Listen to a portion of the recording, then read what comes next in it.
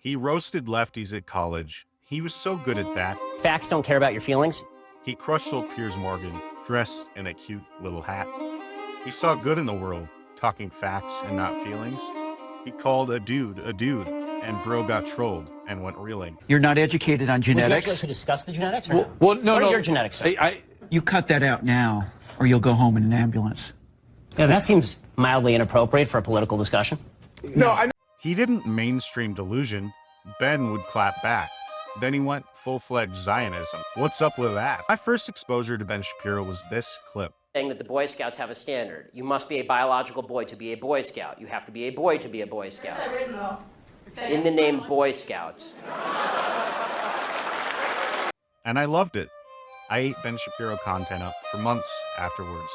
Remember those Ben Shapiro destroys clips that popped up everywhere on YouTube?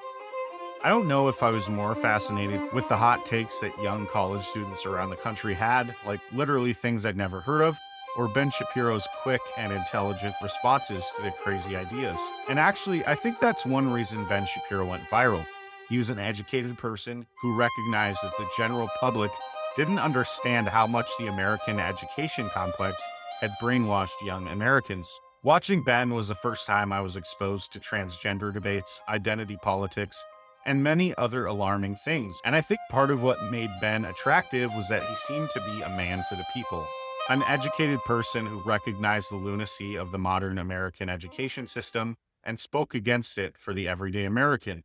He became a voice for the people. But before we get into the heart of this video, I'm going to dive into Ben's background. Like, did you know this gem of little Benjamin existed? And real quick, before I dive into that, if you enjoy this type of content, I've got loads of it on my channel, and I've even got a Daily Wire playlist where I cover other personalities in the organization. So do me a favor and go ahead and subscribe and stay tuned for more. Ben Shapiro's story reads like a real-life underdog tale.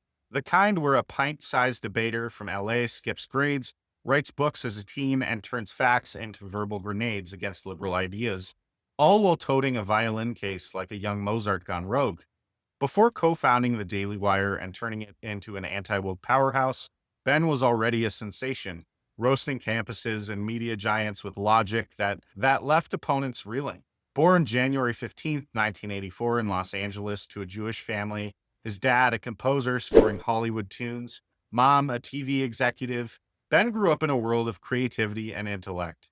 He was a prodigy, skipping 3rd and 9th grades, and graduating high school at 16, and earning a political science degree summa cum laude from UCLA at 20. But Ben wasn't content with degrees. He was out to shake things up. At 17, he dropped Brainwashed, How Universities Indoctrinate America's Youth, a bestseller blasting college liberalism as brainwashing. It landed him on Fox News and talk shows, his quick wit turning heads. Harvard Law followed in 2007, but Ben ditched the courtroom for commentary, clerking briefly before launching a consulting firm, and by 2012, he joined Breitbart as editor-at-large, firing off pieces on Obama policies and cultural rot that went viral. Ben's real rocket fuel was those epic debates. Remember the 2013 Piers Morgan showdown on gun control? Ben, in his signature hat, calls Piers a bully for standing on victims' graves. Pure mic drop gold. Or the 2015 trans activist clash, where facts don't care about your feelings, was born, barking threats but cementing his rep as unflappable. Viral clips like the Boy Scouts rant, slamming their gender policy as surrender to wokeness, introduced him to millions that were fed up with the shift. He toured colleges, facing hostile crowds, but winning with razor-sharp responses like dismantling a student's socialism pitch at Yale with simple economic truths. Is you have still failed. If what you're talking about is a system of voluntarism, you still have not named any area in which we disagree, and yet you're telling me that you're a socialist and I'm a free marketer. So one of us has got this wildly wrong, and I'm pretty sure it's not me. His radio show launched in 2015, syndicating nationwide and evolving into a podcast juggernaut. Books like The Right Side of History blended philosophy with modern fights, arguing for Judeo-Christian roots against secular chaos. Ben became the people's champion, an educated guy exposing elite nonsense for average Americans, from brainwashed campuses to biased media. This momentum led to seeing the need for a bigger platform, free from mainstream filters. And that's where the Daily Wire enters the picture.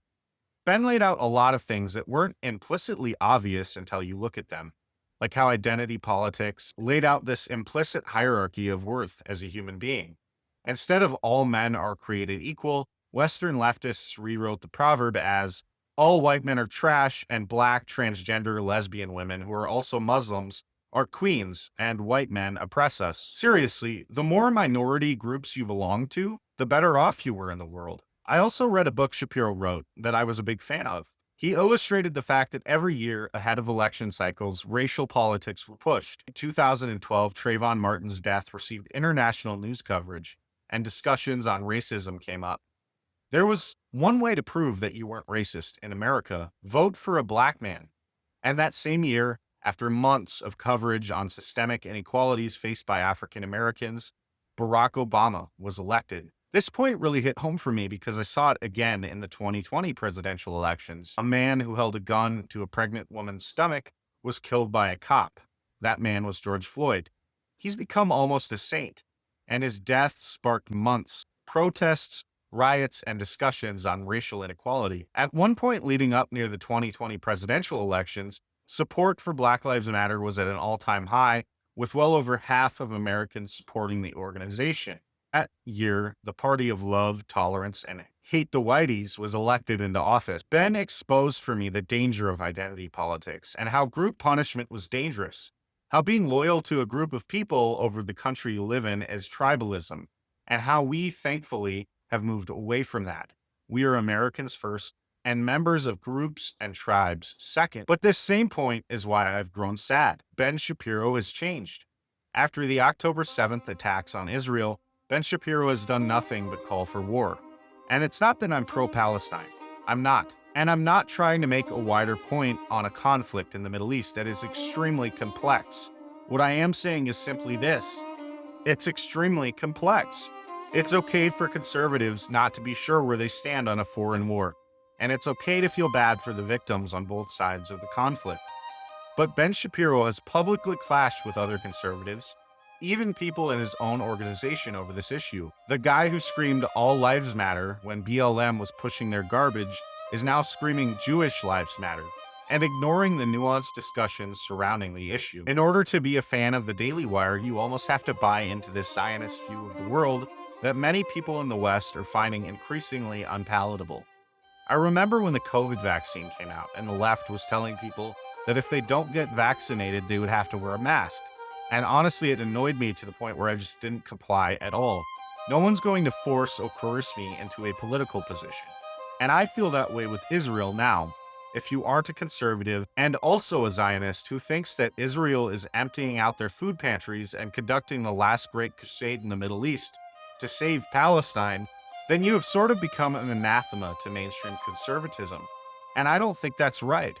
Again, I'm not saying I have any problems with Israel, but I am saying America first means America first. Conservatives used to be hardcore isolationists, but Ben Shapiro and many of the people in his orbit just simply cannot accept that. Either you're in support of a Zionist state or you're siding with radical Islamic terrorists, and no position can fit in between those two extremes. If you enjoyed this video, stay tuned for more. I'll be dropping a conspiracy video on how anti-war movements in the United States have been suppressed and what that might mean. And I'm also going to be dropping a video on Ben Shapiro's coworker, Andrew Klavan, on Saturday. So hit that subscribe button and bell notification, and I'll catch you guys next time.